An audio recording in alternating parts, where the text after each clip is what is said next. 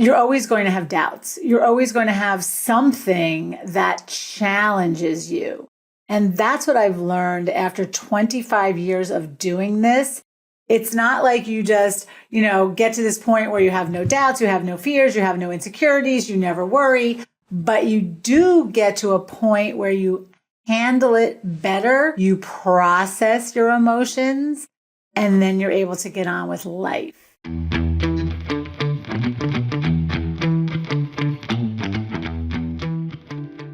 Hello, beautiful light keepers, conscious leaders, and uplifters.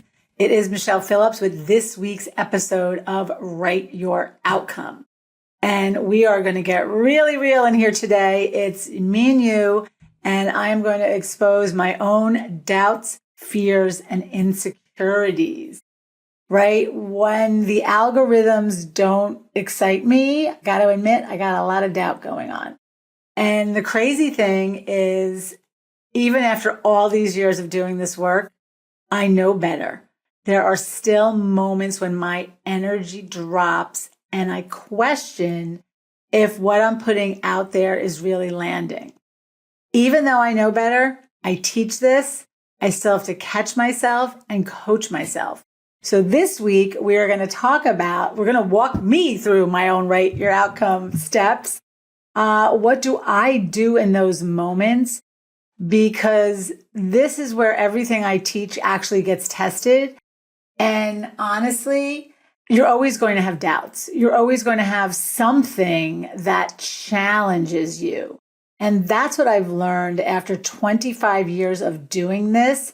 It's not like you just, get to this point where you have no doubts, you have no fears, you have no insecurities, you never worry. But you do get to a point where you handle it better, you process your emotions, and then you're able to get on with life. So that's what I want to dig into a little deeper. Something I noticed about myself. Let me just back up.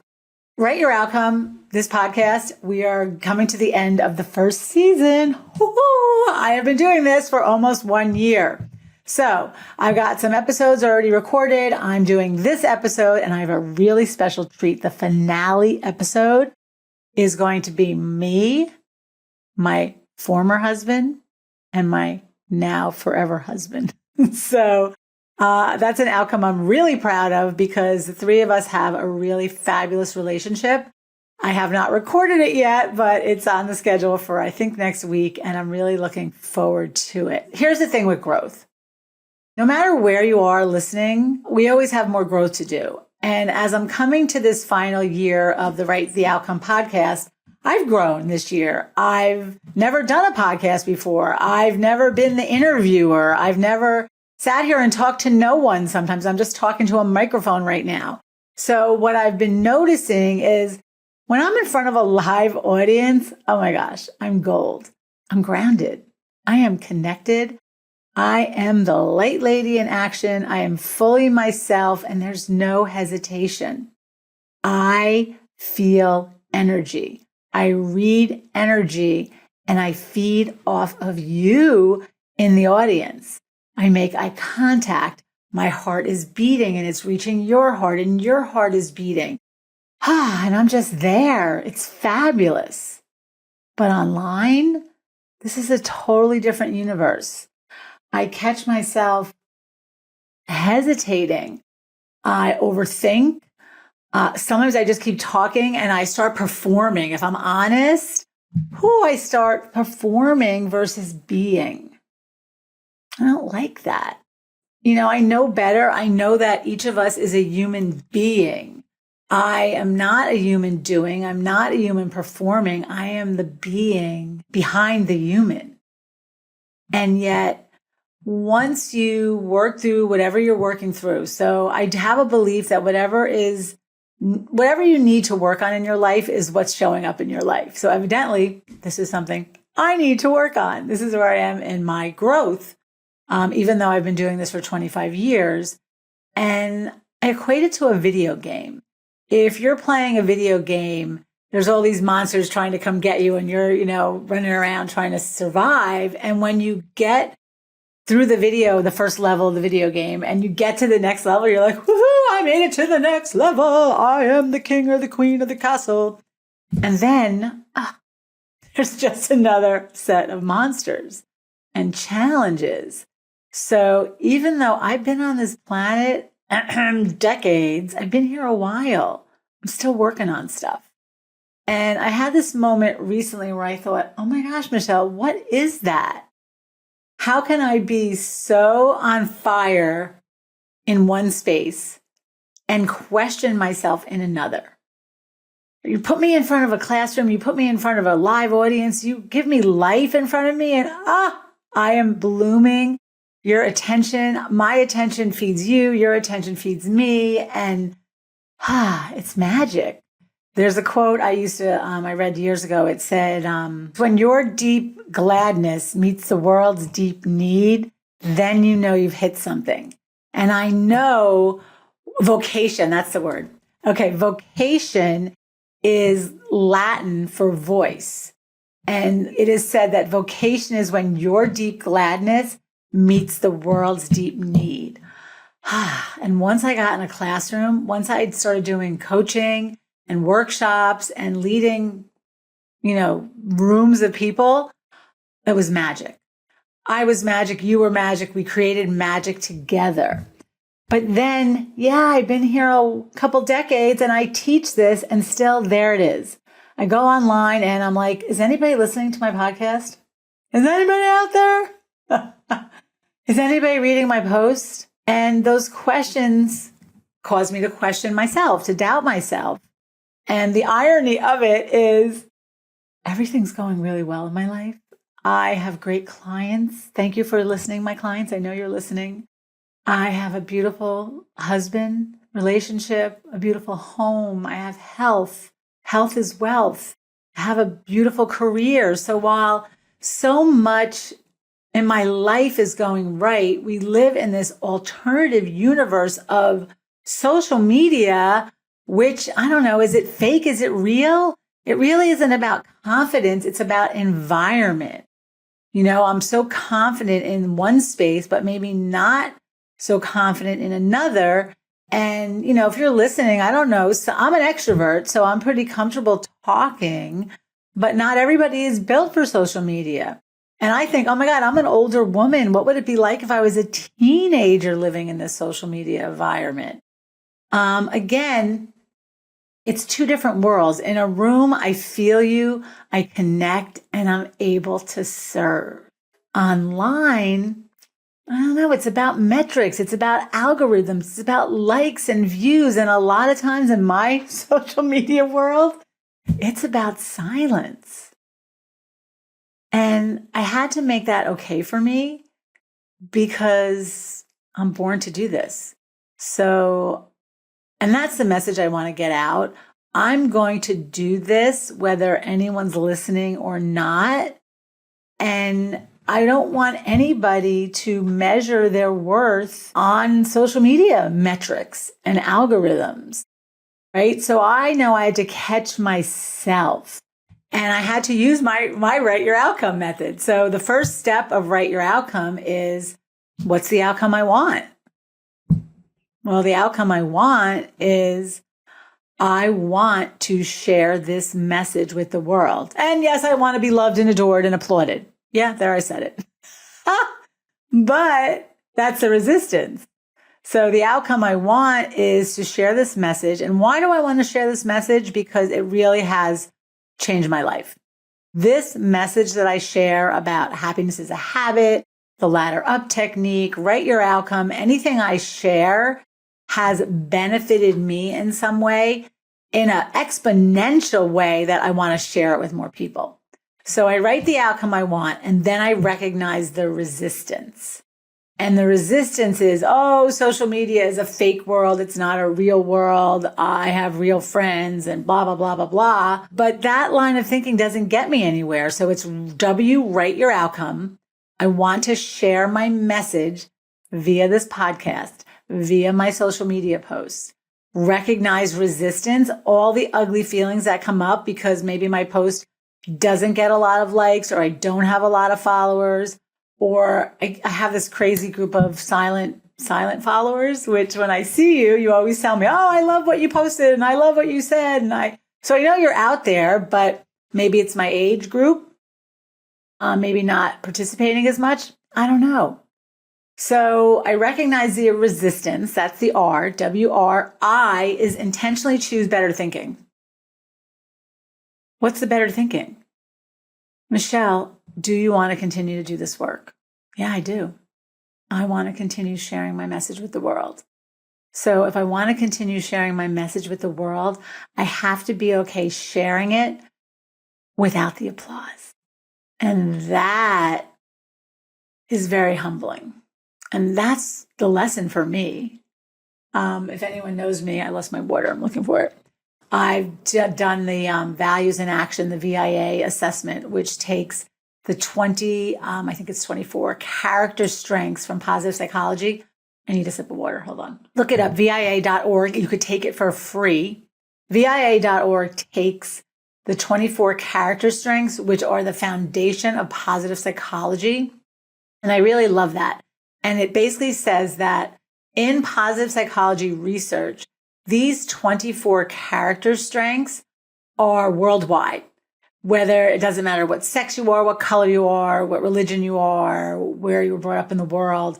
These are 24 character strengths that are universal throughout the globe.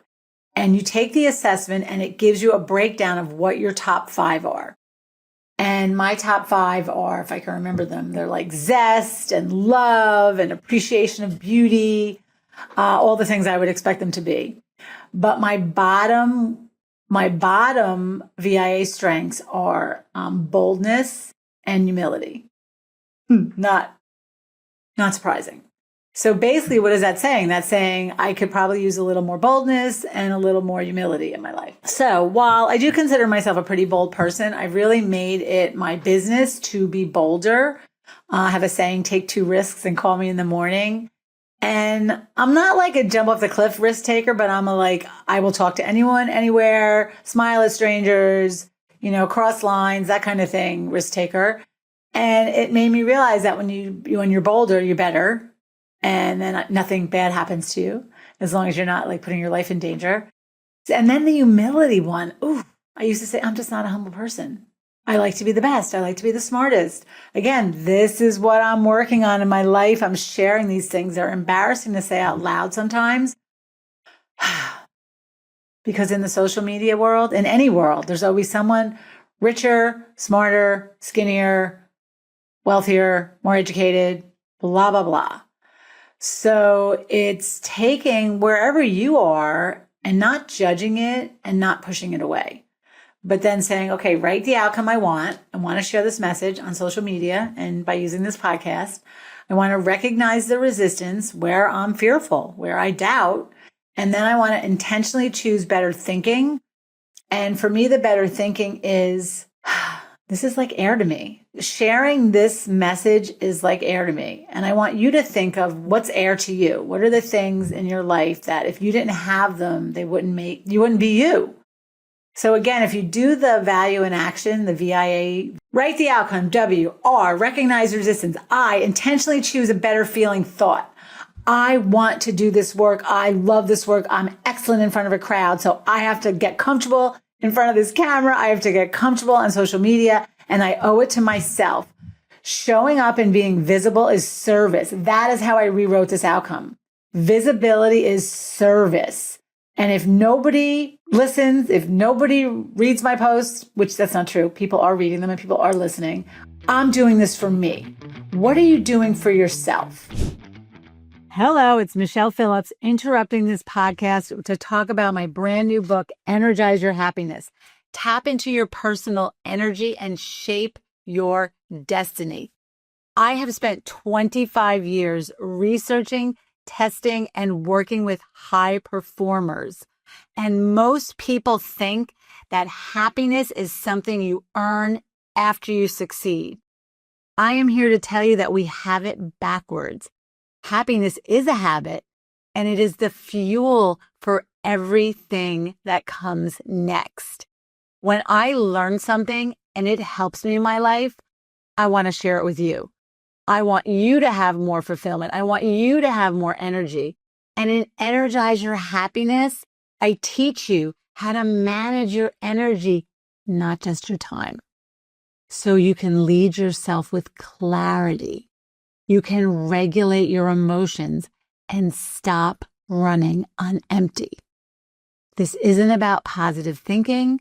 It's not about pretending that life is easy.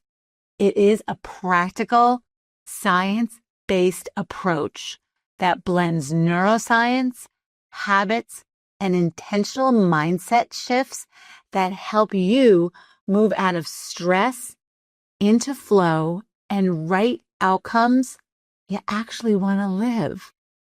When you learn how to apply the things that I talk about in this book, you don't just feel better, you make better decisions, you show up stronger, and you create results that last. So I am so excited about this book. I want to shout it from the rooftops. So right now, if you have not read it, I want you to go to energizeyourhappiness.com and I will send you a personally signed copy. You could go to lulu.com. You could go to amazon.com. And if it's already helped you have a better outlook, feel better, sleep easier, please, I would so appreciate a review if you are called to do this. We are all in this together, and I want you to be happy. I want you to feel fulfilled. And that's why I'm so passionate about sharing this message with you. Thank you so much for listening. Let's get back to the podcast. And that's the biggest thing. And there's that old starfish story that we used to tell in training class where these two boys are walking on the beach. And the one boy, there's all these starfish, and the one boy takes the starfish and he throws it back into the ocean. And then he takes another one. And then the person says, you can't save all the starfish. It doesn't matter. What you're doing is, there's so many starfish that are on the beach, and, what you're doing isn't putting a dent in anything. And then the little boy picks up the next starfish and throws it into the ocean and says, well, tell him that. So that's how you choose a better thinking thought, and then you take one step up, what I call the emotional ladder. You ladder up. So taking the step means continuing to do the podcast. And then E is energized, align, action. So it's W, write the outcome. R, recognize the resistance in yourself. What are those yucky feelings you don't want to admit? Intentionally choose a better feeling thought, right? Does this thought make me feel good about what I'm doing or bad? Take one step and energize your action with enthusiasm and love. So when you see it and then you take action, now you feel better. Recognize your resistance, not as the truth of who you are, but as a reaction. It's not who you are. It's an emotion of how you're feeling in the moment. And believe me, I have been wrestling with this. I've been doing this podcast for a year and I'm like, is anybody listening? And I'm coming to the end of the year and I'm going to keep going. That's the decision I made. I am going to keep going, and I'm really excited for next year's or next season because I've intentionally chose to focus the entire season on bridging the gap between the business world and the spiritual world. So we are going to have a lot of fun next season, which will be coming in the next month or so. I've always been one that lives my life with one foot in each world. I've got one foot in the corporate world and one foot in the world of spirituality. And I've kind of held it back. I said, I walk into the room with a secret that I read energy. I feel you, and I am highly intuitive. And this is what helps my clients, my coaching clients, do really well. So I am going to be more authentically myself in the coming season. That is my commitment to you. And I am going to start asking myself, and I want you to ask this to yourself, am I showing up as myself? Am I showing up as myself, for myself, or am I performing for somebody else? I'm doing this. I've done this for 25 years because this is my soul's work. There's no doubt in my mind that this spiritual journey is what I was put on this planet to do. And I was put into corporations to do it, which has been the wackiest ride of my life because I've always been this closeted spiritual junkie, but really, again, what's a new outcome you need to work? What's something that's making you feel uncomfortable? Again, as I said earlier, my real life, I've got incredible clients that I love, a husband I adore, work that matters. And yet I was letting the algorithm make me question my value. How pathetic. It sounds so pathetic to say it out loud, but that's why I'm sharing this. I was letting the algorithms make me question my value.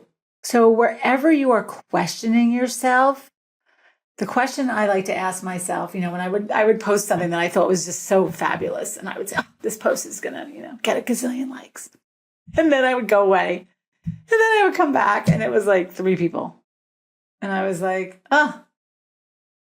But I would say to myself, does this diminish me in any way? No. Whenever you're questioning yourself, or whenever somebody says something nasty to you, or somebody says something you don't like, or treats you poorly without respect, it doesn't diminish who you are. You are still fabulous. You are still you. And that's where the real growth is. Because your power was never meant to be validated by metrics, by algorithms. Your value is inherent. Your value is here just because you're you. And it's called self-expression because you are meant to express yourself. You are meant to express yourself. It has nothing to do with anybody else. It's self-expression. It's not other expression. It's self-esteem. It's not other esteem. So that's what it means to write your outcome.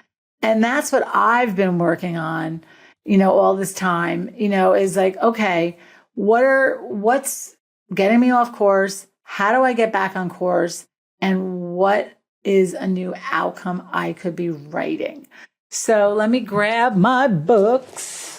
And, every day I am journaling. This is my current journal. So every morning I open my journal and I write down things that I want to remember. And I'm going to be really vulnerable and read some of the things I wrote here. I am here to guide unawakened humans. Now, if that sounds like I'm full of myself, maybe, but I really know deep in my bones that my service is to help people feel more alive and feel more in alignment. So I write it down in my journal and I write, it says, read again, read this over and over, because sometimes I have to remind myself. I love this quote by Einstein. Look deep into nature and then you will understand everything better. Nature's it, right? When I honestly also know that when I'm away from social media, I feel better. So that's something to know about yourself. When I'm in nature, over the summer, we went camping in Yellowstone. And, we camped in Yellowstone in a camper. And a month ago, I lived on a catamaran in the British Virgin Islands. And that feeling of nature. So while social media and podcasting and all these things are pieces of our lives, they are not our lives. And that's what we need to be writing the new outcomes, because social media is not going away. Podcasting is not going away, but it's the operator, right? How are we using social media? How are we using podcasting? Are we using it to feel good, or is it making us feel bad? So again, I sit with my journal in the morning and I do gratitude. I write about books I'm reading. Here's a note I wrote. It says, enough plus gratitude equals contentment. Social media makes you feel like everybody's sipping champagne on a yacht someplace. But you know what? Most people are just dragging the recyclable bins to the curb. So again, what's enough? What's enough for you?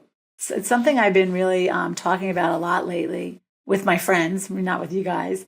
Somebody gave me a great book which if I wasn't connected to my headphone, is called Slowing Down to the Speed of Joy by Matthew Kelly, which I highly recommend. And then I also watched the documentary on Netflix called The Minimalist, which really made me think. This all goes together. I know I'm going off on tangents, but it's all social media, computers, AI. Computers don't need to sleep. They don't need rest. They don't need to eat. So they're always like, do you want to play? Do you want to play? Let's go. Post again. Oh, your post got a lot of people. Let's post again. Post again. You're growing. Oh, you're not posting enough. It's always telling me what to do. So, and, maybe it's my age level that I don't know. I'm in it, but I'm not in it. I got one foot in it, but I'm not going anywhere. And I just need to work through what brings me joy, what helps me feel grounded, and what's enough for me. How much social media is enough? What's the rhythm of my podcast? So again, once I work it through in my journal, it makes me feel better. Again, where do we start this from? We started this about, what it means to write your outcome. Sharing that after all these years of doing this work, I still have doubts, fears, and insecurities when it comes to certain things. But I think that's the beauty of this, is knowing that whatever is showing up in your life is what you need to work through right now. And there's another great saying that says, even on your deathbed, the universe will serve you up a lesson. Even on your deathbed, the world will serve you up a lesson. And I'm going to just, kind of bring this to a head here, saying, just because you see that something's bothering you or something's taking you out of alignment, that's just a signpost. It's getting back to who you really are. Who are you in your heart? Not who are you on social media, not who are you online. Who are you when you look in the mirror? Because literally, again, everything that's of value cannot be taken away, right? Like, you could take my house, you could take my clothes, you could take my money, but you don't change who I am inside. And no matter what your achievements are, no matter what your level of popularity is, no matter what you've done already, at the end of the day, you are a human being. You are the being behind the human. Did you get that? You are the being behind the human. And that is the end of the ego. That is where humility starts. So living in the social media world as an older person has definitely been a lesson in humility for me. It's made me question myself. It's made me doubt myself, but it's also solidified the fact that I'm not going anywhere.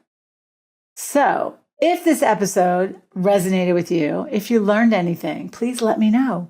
Shoot me a text, shoot me an email, write a review for this, share this episode with a friend. Again, I think is going to be the second to last episode of the season. I am really looking forward to the new episode, the new season, where we talk about spirituality and bringing intuition into your decisions in the workplace. And again, I am so grateful that you're here listening. I've been doing this 25 years. I feel like I'm really good at it. But again, I'm still learning just like you. So if you haven't already purchased copies of my books, Happiness is a Habit or Energize Your Happiness, please do. I am a one-woman show. And again, these teachings have changed my life. I am thinking that this is a wrap for this week's episode of Write Your Outcome. I'm Michele Phillips, the Light Lady, and my life's purpose is to serve as your guide. Make it a great day, energize your happiness, and write an outcome worth living.